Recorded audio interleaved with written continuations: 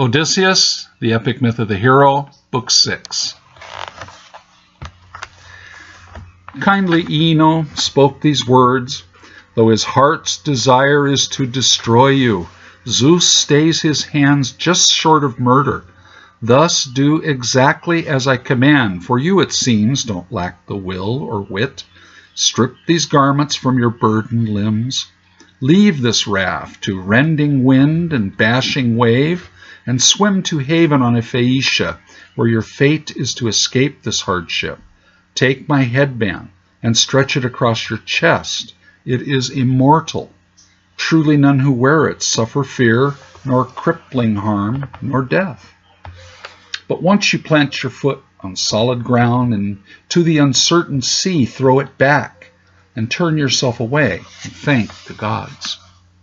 The Savior goddess gave him her headband, and disappeared in black beneath the waves. But divine, enduring Odysseus doubted her, and spoke to his great-hearted soul.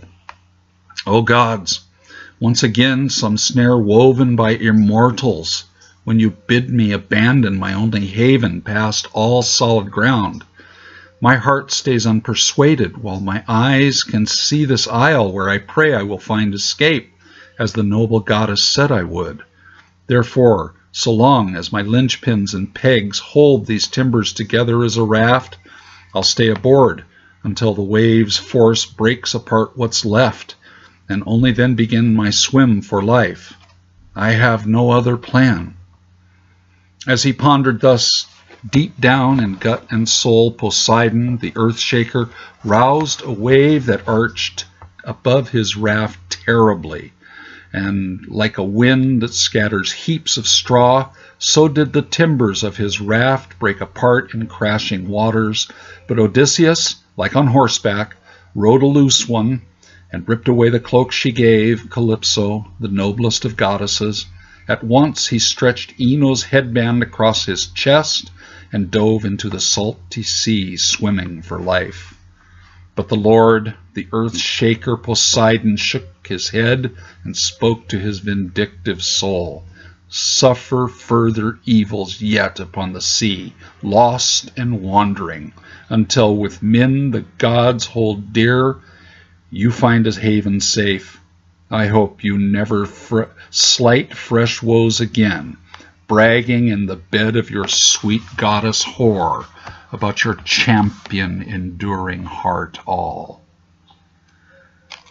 This said, he whipped his fine-maned horses to Agia in his famous palace there. But Athena, the maiden goddess, saw his plight, and prayed all winds might cease their rage, and lay in peace once more. She stirred a south wind to gentle life, so that Odysseus might reach the isle of oar-loving Phaeacians. 2 days and nights he swam the steady swell, and many times he looked at death up close and raw. And while he swam, he spoke these words inside his mega-hearted, lasting soul. As I began, so shall I end, without a stitch upon my back. My voice, unheeded, cries, I have the mega sea of fish to swim, yet it seems to me as if each salty drop contends to flood my gorge and steal my wind and sink me down to muck upon the monster-haunted bottom far below. The words we speak are seeds that bear fruit. The gods are always listening, or so it seems. Odysseus now swims past hope, for never yet in wave or war has death appeared more sure. My pair of arms against the sea, these waves would move a mountain. Against their force the only hope is luck. I beg some god to help. My punishment exceeds my sins, unless the cosmos grounds its law in random chance, and all I matter is to me alone. Just swim, Odysseus, and rest your mind entire upon your next dear breath. Odysseus paddled only just to keep his chin above the surge, slapped and dunked throughout the utter black of night by sleepless waves, stomach-turning fury. But bright Athena heard his prayer, And calm the seas come morning as the ruddy, swirling dawn spread light of day to man and God. Odysseus awoke, amazed that he had slept at all. The sky was clear, the wind and sea caressing. The fiery rays of Helios upon the gentle waters blazed a brazen path that seemed to lead directly to him, bobbing there, and filled his lasting heart with stubborn hope. He raised his stinging eyes to heaven and spoke to his enduring, mega-hearted soul, "Still yet I live, and even if I never knew a name of God, my soul would still require that all my praise and all my thanks go out to you, dear sun, whose light and warmth I thought that never would I see or feel again. Truly nothing is impossible in life. I only lived this long to say I thank you." Brave Odysseus regarded sea in each direction.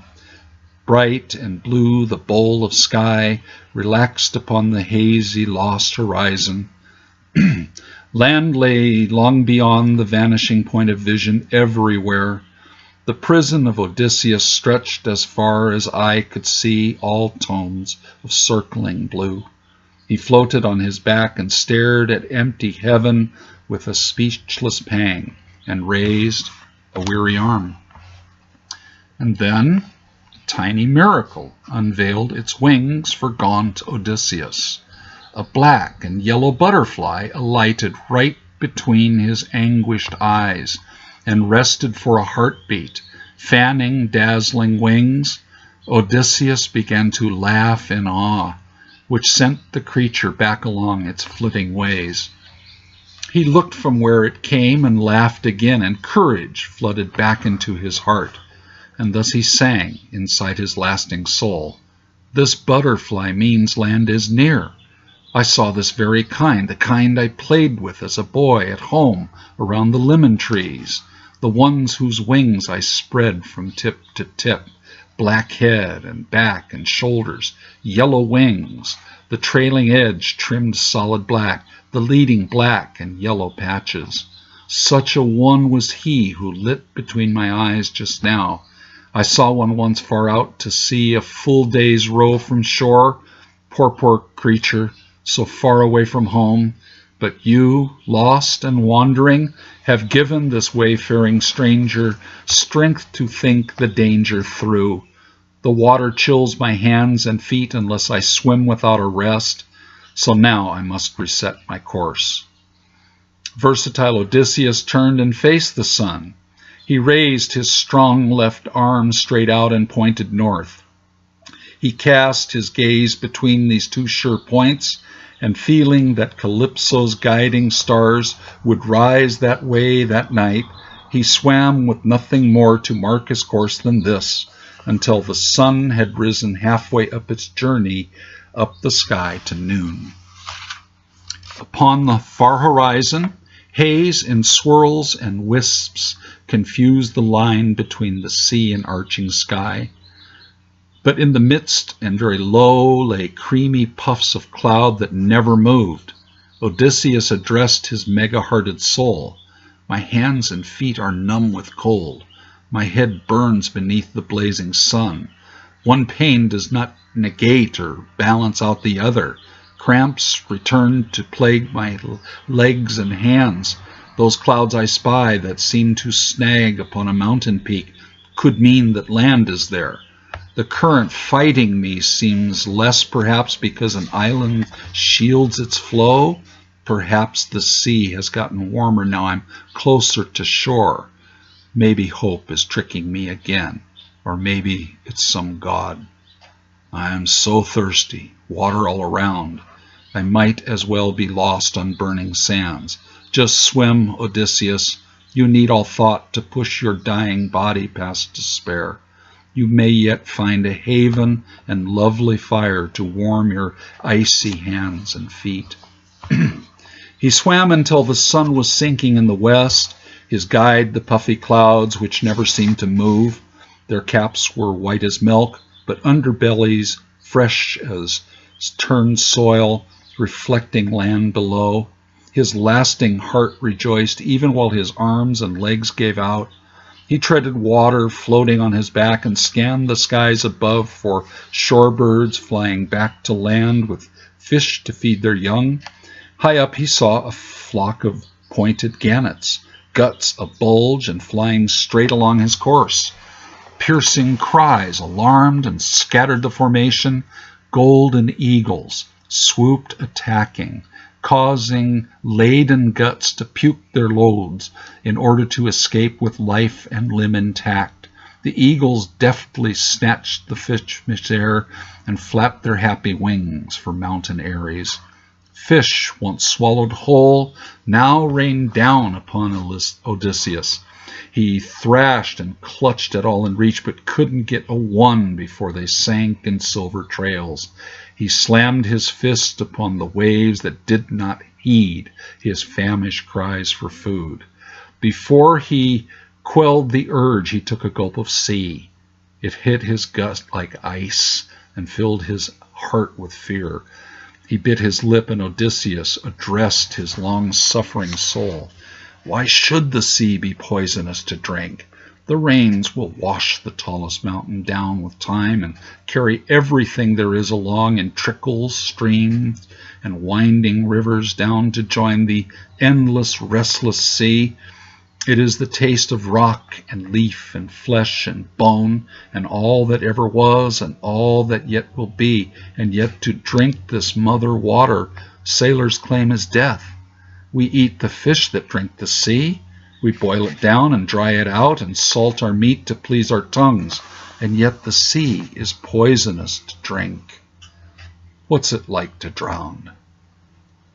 Does a single breath of water stop the heart and mind at once? Will the icy chill spread to every heavy limb and weigh me down? The faces of the drowned are peaceful, even when the little fishes nibble. But I will never be found, nor mourned. May sight of sea always put me dear inside their hearts, Penelope and Telemachus. O gods, despair is easy, natural to striving man who knows too much. Yet still I live, and so I'll swim this course set by the eagles, drinking teeming brine to slake my thirst. Staunch Odysseus swam until the sky was drenched in bloody hues, and Ilios began to sink in ocean baths upon the far horizon to the west. Now fiery cliffs of land appeared before his eyes, and currents wrapped around the island's tip in swirls and eddies. Surf attacked the red sun shore with thudding violence. Then right before his eye, his face, a ship length off, a seal with eyes as black as coming night, and big and round as moon's eclipse, emerged and stared as if in shock, and barked just like a squeaky dog.